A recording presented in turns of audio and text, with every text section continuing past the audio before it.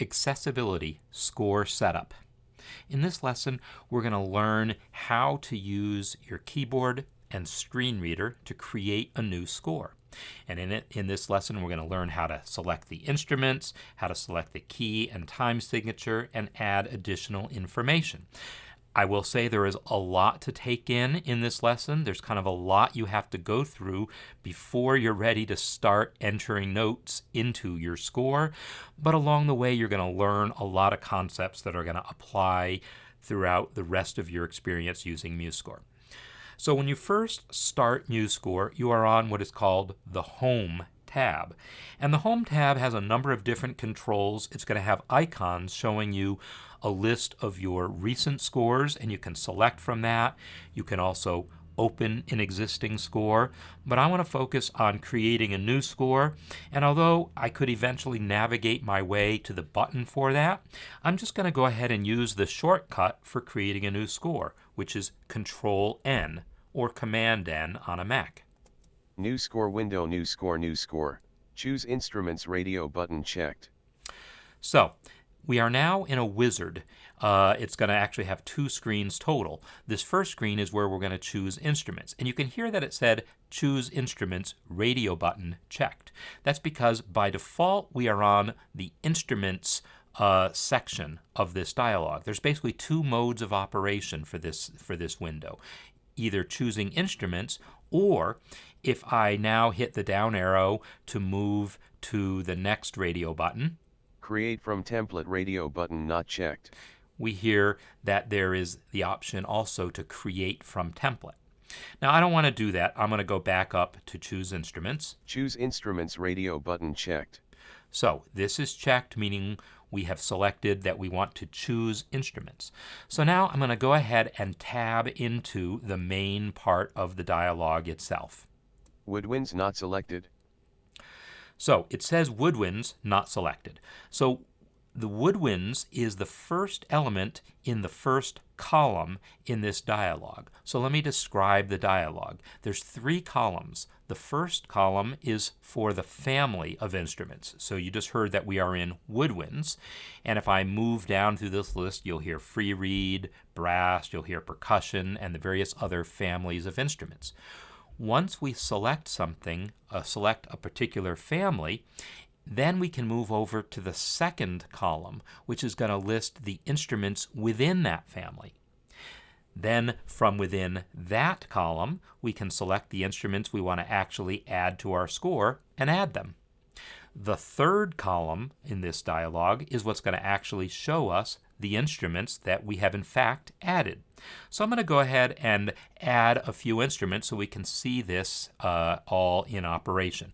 I want to add a trumpet first. So right now, you may remember we are on woodwinds. I'm going to move through the list of families until I find brass. Free reed not selected. Brass not selected. So brass is where I'm at now. I was using down arrow to move through this list. I'm going to hit space to select brass. Space. Brass is now selected, and that means that the instruments list, the second column, is now loaded up with a list of brass instruments. So I need to get over to that second column. I'm going to hit tab to do that. Search edit blank. So now I'm in this second column, and there is a search box here. We can use this to search actually the full list of instruments, but I'm just going to go ahead and navigate through here because it's not a very long list. It's just the list of common brass instruments. So I'm going to move down until I find trumpet. Horn in F not selected. Cornet in B flat not selected. Trumpet in B flat not selected. All right, so now I have moved down the list to find trumpet. I now want to add this to my score. Adding it to your score is very simple. Just press space. Space. This has now added trumpet to your score. Now, there is a confusing thing that happens here. So when I say it's added it to your score, eventually we're going to move over to the third column and you'll find out that it's been added.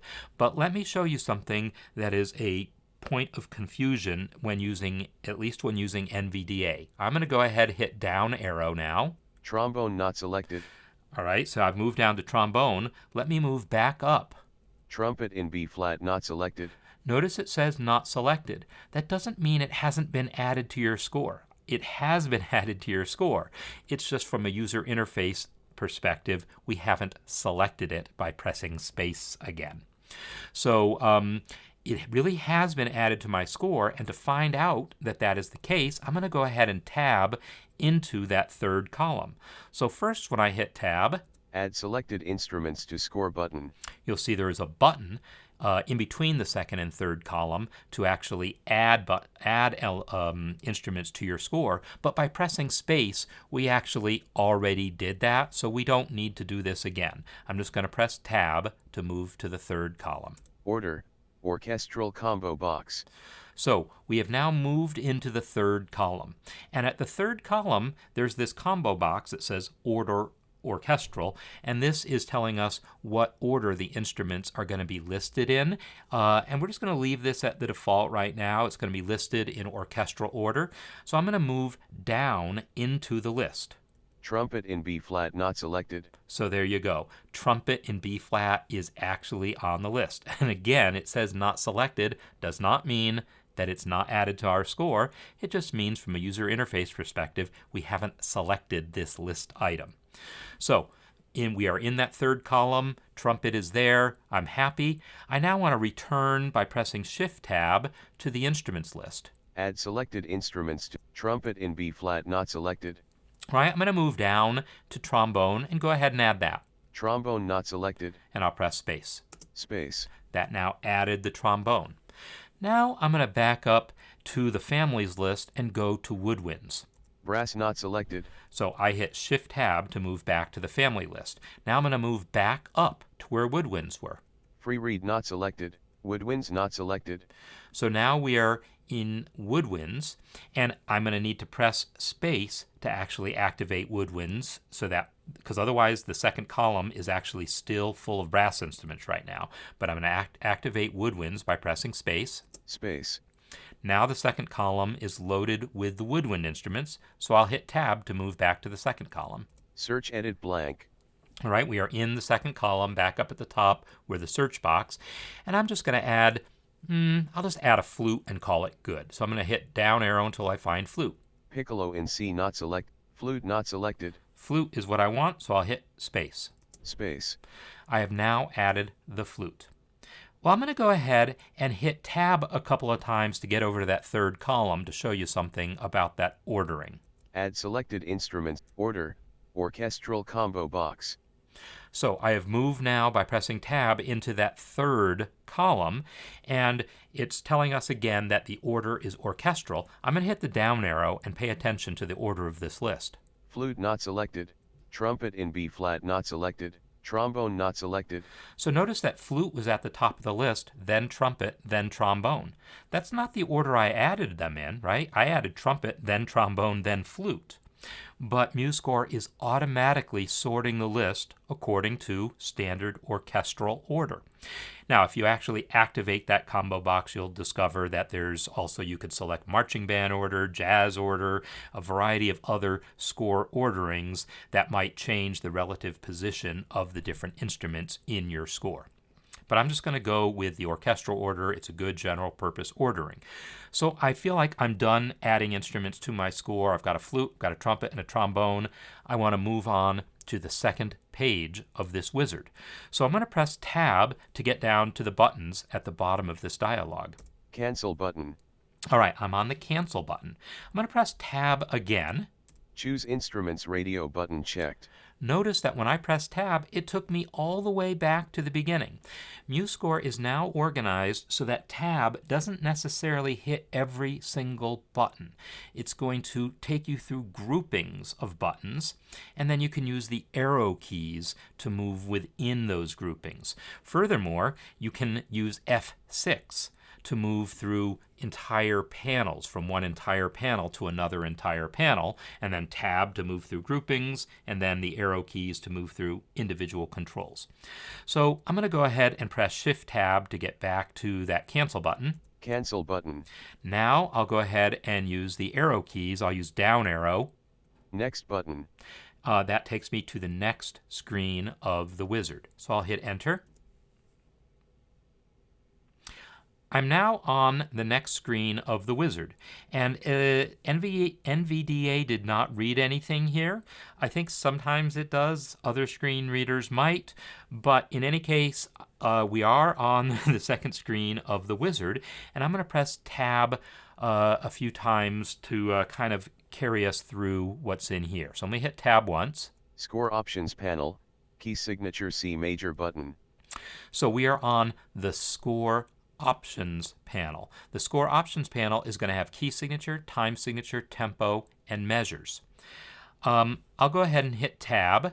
General score info panel, title edit blank. This took us right past the time signature, tempo, and measures and took us down to the bottom panel within this dialog where the title is. So I'm going to go back to Shift Tab where the key signature is. Score options panel, key signature C major button. And this time I'm going to hit the down arrow to move through the various buttons in here. Time signature 4/4 button, tempo quarter note 120 button. And again. Measures 32 measures, no pickup button. So these are the 4 buttons in here for key signature, time signature, tempo, and measures. I'm going to hit down arrow again, should bring me back around to key signature. Key signature C major button. All right, so now let's say I want to select a key signature. I'm going to hit Enter to activate this, and usually either Enter or space will activate things. I'll hit Enter. MuseScore 4 window, major radio button checked. So it is now showing me a list of the key signatures in my score. And notice it said major radio button checked. That's because it is listing the key signatures with labels that are given in major key form. So it's going to say C major, G major, D major, A major, and so forth. If you want to change the appearance of the list, you can change to the minor radio button, and then when the key signatures read aloud, they'll read the minor keys instead. But it's the same key signature either way, so I'm not going to worry about it. I want to get to where those key signatures actually are, and there are going to be 2 rows of key signatures. One row is for the sharps, one row is for the flats. So I believe it's going to be Tab that's going to take me into the list of key signatures. C major not selected. Great.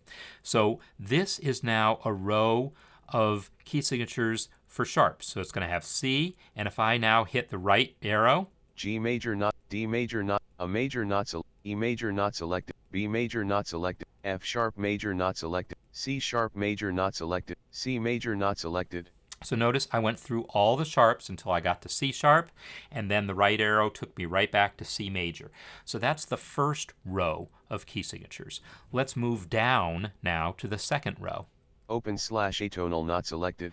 So open/atonal is a concept that it looks like C major. There's nothing to see. There's no flats. There's no sharps. The difference between C major and open or atonal is that if you choose the C major key signature and then later transpose it, it will transpose. The open atonal key signature will never show a key signature even if you transpose it. So that's the difference. So now I'll start moving through the flat key signatures using the right arrow, and I'll just pick one. F major not selected, B flat major not selected, E flat major not selected. All right, E flat, that sounds good. I'm going to press, this time I'll press space to actually activate E flat major. Space. So E flat major is now selected. This little pop-up here, though, will still allow me to navigate. I can hit the right arrow. A flat major not selected. It's not selected. I haven't really activated it. E flat major really is what is activated. So at this point, I can just press escape to close this pop-up. New score window, new score, new score. Score options panel, key signature E flat major button. And as you can see, the key signature has now been set to E flat. All right, now I'm going to move over to the time signature control. I'll hit right arrow to move to that. Time signature 4/4 button. And by the way, when I moved through these buttons before, I might have used down instead of right. In most areas of MuseScore, these will work the same way. It's only if something is deliberately laid out as a table where left and right might, like those key signatures were, where right and down will behave differently. So the default time signature here is 4/4. Let's look at changing it, say, to 6/8. I'll hit space to activate the time signature button. Space. MuseScore 4 window. 4/4 radio button checked. So 4/4 radio button checked. It has popped up a little dialog here, and the radio button here is for 4/4. It's not, there aren't separate radio buttons for each individual time signature. Let me actually hit the down arrow so you can hear the other radio buttons. Common time radio button not checked. There's common time, which is a symbol that looks like a C. Cut time radio button not checked. And then there's a symbol for cut time, which looks like a C with a slash through it. Those are the three options here. Let me hit down arrow to move back to the first one. 4/4 radio button checked. So what's actually the case here is that the numerator 4 and the denominator 4, there's two separate controls for. So I want to be here on this radio button, but now I need to move into the area where those controls are. So I'm going to hit tab to move to the numerator control. 4 edit selected 4. This is a spin box, and 4 is selected. If I want it to be 6/8, I can just type a 6 here. 6. And now I can hit tab to move to the denominator control. 4 combo box. So this one is a combo box here. I'll hit space to open it up. Space. And 4 now, not selected. And now I'll hit the down arrow. The next option below 4 is going to be 8. 8 not selected. Because it's a denominator of a time signature, it goes directly from 2 to 4 to 8. So 8 is what I want, so I'll go ahead and hit enter to select it. 8 combo box. Now it is selected. I've got my my time signature of 6/8 selected, and I can hit escape to close this pop-up. New score window. New score. New score. Score options panel. Time signature 6/8 button. All right. Let's move on to the tempo. I'll hit the right arrow this time. Tempo quarter note 120 button. So I'll hit space to activate this. Space. MuseScore 4 window. Show tempo marking on my score checkbox not checked. So right now there's a checkbox here to control whether a tempo marking appears on your score at all. If you don't check this box, there's nothing to do here.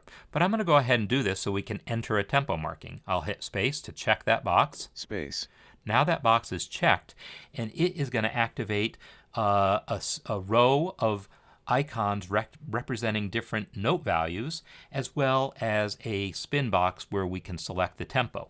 I want to set a tempo of dotted quarter equals something, some numeric value. I guess I'll go with 180. So I'm going to hit tab to move now to the row of note values. 16th note radio button not checked.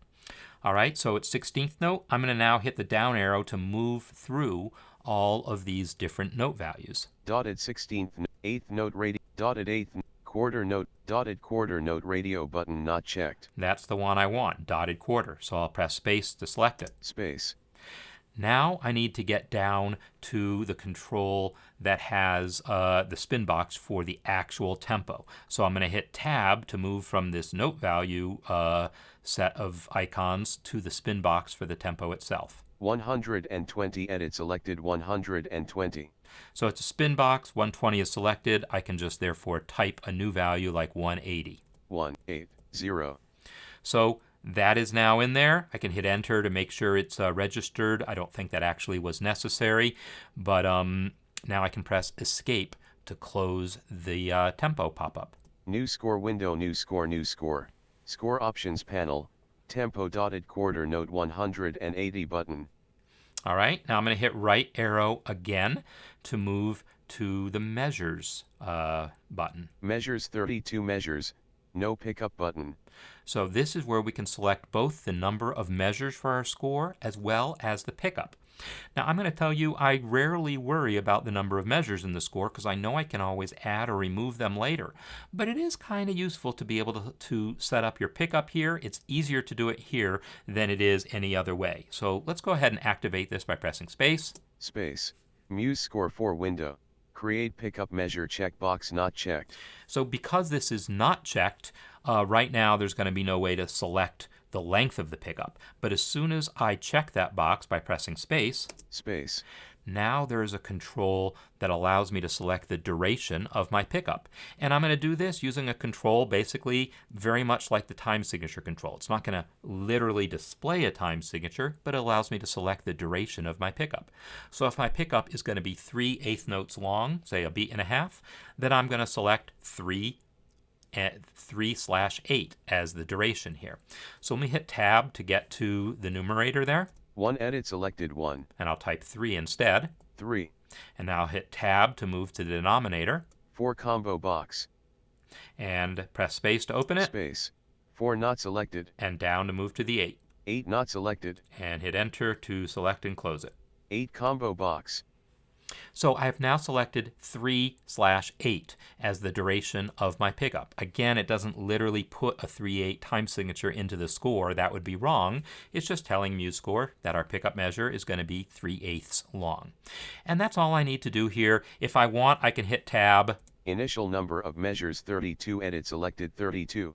And yes, I can, if I know how long my score is going to be, I can go ahead and choose a number here. If you know it's just going to be long, you can just type a big number in here, but we can always add or remove measures later, so I typically don't worry about it. So I'm going to press Escape to close the measures pop-up.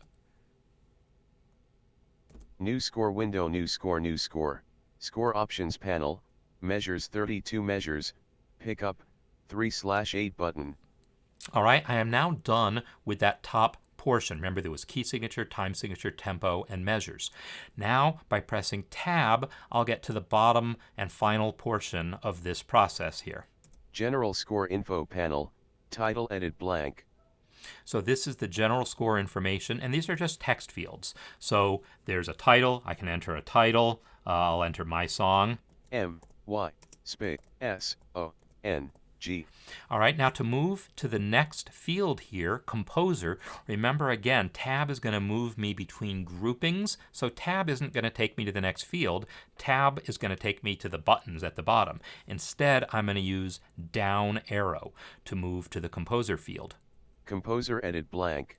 And here, down as opposed to right is important because when you're editing text, left and right will just move the cursor within the text. So this is one of the areas where down and right are not interchangeable, where you really need to use down to move to the next field. So I'm in Composer, and I'll type my name. M-A-R-C space S-A-B-A-T-E-L-A.